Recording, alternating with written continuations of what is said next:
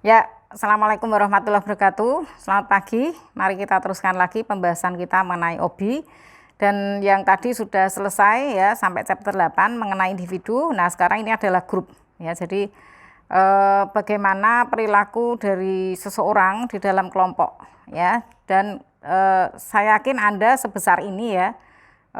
Berapa sih usianya? Mungkin 18-19 ya. Pasti sudah pernah kerja kelompok.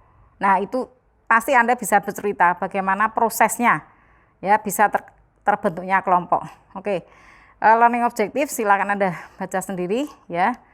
Jadi grup itu adalah didefinisikan dua atau lebih individu berinteraksi dan saling tergantung dan tentunya mencapai tujuan bersama di situ, achieve particular atau specific atau particular objectives. Nah, grup dibagi dua, itu formal dan informal. Formal itu ya tentunya terkait dengan struktur organisasi. Jadi ada atasan bawahan, bawahan melapor kepada atasan, dan seterusnya. Jadi beda dengan informal. Informal ini tidak ada aturan bahwa saya melapor ke siapa.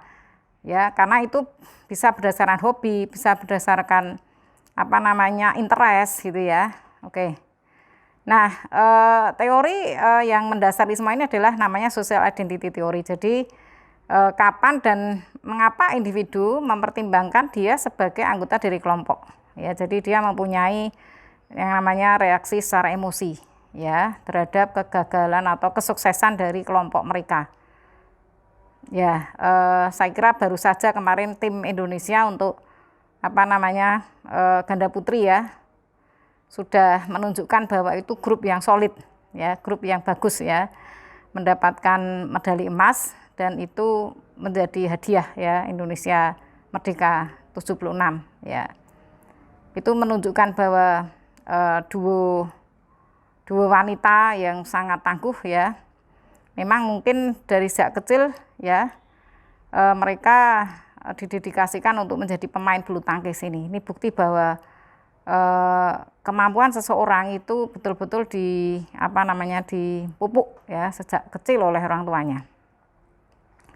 Oke, lalu membedakan beberapa tipe grup ya di sini adalah tentunya ketika beberapa orang dilaporkan minum bersama dengan coworkers itu acceptable ya, dan kita lihat persentasenya di sini ya, 70% paling besar itu adalah at holiday party ya, dan paling kecil adalah at meal during a job interview ya. Ini ada persentase di mana dia ya sebagai manusia sosial itu pasti membutuhkan untuk ini ya. Dan apakah ada perbedaan? Ada antara yang in group dan out groups ya. Jadi kalau in group itu ya mereka itu merasa bahwa sebagai anggota sebuah grup dia lebih baik daripada yang lain. Kalau out groups ya whenever there is in a group there is a necessity an out group ya. Bahwa sometimes ya everyone else itu but is usually unidentified group known by intergroups in groups members. Jadi ada in group, ada out group. Jadi dia juga mempunyai teridentifikasi untuk menjadi anggota grup ya yang lain di situ. Oke. Dan tantangannya atau ancamannya di sini social identity threats ya, in group and out groups pave the way for social identity threats, which is akin to ya stereotype threats. Jadi distereotipkan ya pada kelompok, misalnya ya kelompok untuk yang senang motoran, wah seperti itu gitu ya. Jadi kita memang siap untuk itu. Misalnya pegawai negeri, pekerjaannya, nah itu. Ya, kalau swasta lebih ya itu. Mungkin ada beberapa seperti itu ya. Oke. Nah, grup prosesnya seperti ini, bahwa ada beberapa tahap ya, di mana sebuah grup itu dibentuk ya. Ada forming, storming, norming, performing, dan adjourning ya. Jadi 5 tahap itu dari pembentukan, forming, norming, storming, dan performing ya, itu tidak selalu mulus seperti itu. Kadang-kadang ada masa transisi di mana dia tidak bisa akur dalam tanda petik ya. biasalah ya terjadi konflik di mana-mana, itu terjadi dalam kelompok pun juga demikian ya. Sehingga dikatakan di sini punctuated equilibrium model. Jadi tidak semulus itu, tidak semulus teori ya, tetapi kadang di tengah-tengah mereka berhenti dan mengulangi lagi dari awal lagi, menjadi forming lagi.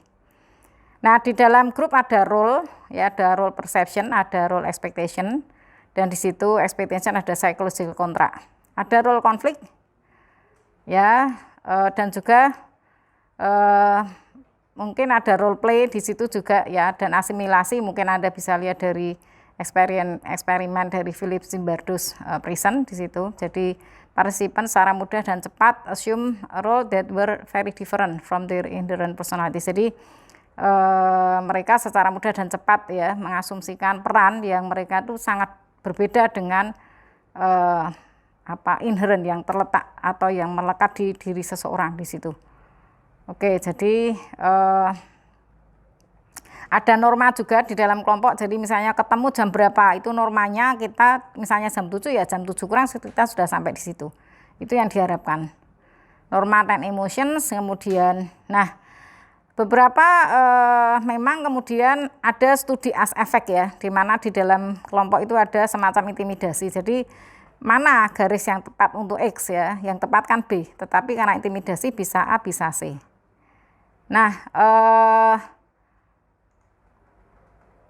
kemudian norma dan emosi ya, dan juga positive norms and group outcomes ya, bahwa one goal of every organization itu punya yang namanya CSR ya, bagaimana norma itu exert influence on individual behavior. Jadi positive group norms ya juga mungkin bisa menghasilkan sesuatu yang positif ya. Nah, tentu juga ada juga yang namanya deviant workplace behavior ya, dari sisi produksi, property, political, personal aggressions. Wah, ini yang namanya mungkin stealing ya, merampok atau korupsi ya, itu bisa terjadi. Stealing from coworkers itu juga hati-hati, tapi setiap unit sekarang sudah punya CCTV, apalagi sekarang mungkin work from home ya, jadi saya kira ini bisa dieliminasi ya. Norma dan culture ya, itu di dalam negara kita yang kolektivistik culture ya, mangan kumpul ya, itu tentu beda dengan budaya di negara individual ya, bahwa orientasinya apa sih gitu ya, itu akan berbeda ya. Kita misalnya mengerjakan ya bareng-bareng, mungkin seperti itu ya. Kemudian status ya, status juga saya kira akan berbeda satu dengan yang lain dalam kelompok itu. Seperti sepak bola lah, sepak bola itu kan punya peran sendiri, punya status yang juga sendiri. Jadi ada pemain, tentu ada pemain back, pemain penggiring bola itu kemudian ada kiper ya, itu. Jadi bermain sendiri-sendiri tapi dalam satu kelompok. Oke, ada status norms, ada social and group interaction, status inequity, status stigmatizations ya. Kemudian size ya, size jangan terlalu besar karena bisa terjadi yang namanya social loafing ya, bahwa seseorang itu akan menurunkan upayanya ketika berkelompok ya. Kemudian ini kohesivitas ya, bisa Anda lihat semakin tinggi kohesivitasnya, performance normnya tinggi, berarti itu high productivity. Tapi kalau kohesivitasnya rendah, maka akan rendah juga performance normsnya, sehingga itu moderate to low productivity. Nah, bagaimana kelompok itu kalau diverse? Boleh silahkan ya, ada yang mengatakan bagus, ada yang mengatakan tidak, asal kita bisa melakukan yang namanya pengelolaan grup konflik. Oke, bagaimana group decision making? Silahkan kita recalling lagi dari pengambilan putusan pernah kita bahas ya, dari akurasi, kecepatan, kreativitas, dan acceptance mungkin akan lebih tinggi. Nah, sisi lain dari group decision making akan terjadi yang group think ya, ada group safe ya, bahwa perubahan terjadi di antara pengambilan keputusan grup dan juga individual decision ya di dalam kelompok itu sendiri. Itu akan dibuat di situ, jadi ada group safe namanya ya. Kemudian ada juga interacting tentunya ya, ada meet face to face, tapi sekarang ini lebih ke virtual. Kemudian ada brainstorming ya, bagaimana kita bisa mencari ide-ide itu dari brainstorming. Ada NCT dan ada beberapa tahap ini mungkin bisa kita praktekkan nanti ya, untuk NCT itu seperti apa. dan bagaimana keefektifannya. Oke, jadi bahwa di dalam pembahasan kita grup ini ada step-stepnya tadi ya, tetapi di dalam pengambilan keputusan seperti kita lakukan pada chapter sebelumnya, kita juga bisa melakukan berkelompok. Hanya memang ada plus minus ya.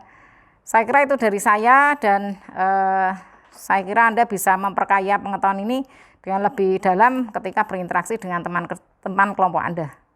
Dari saya cukup sekian, terima kasih. Assalamualaikum warahmatullahi wabarakatuh.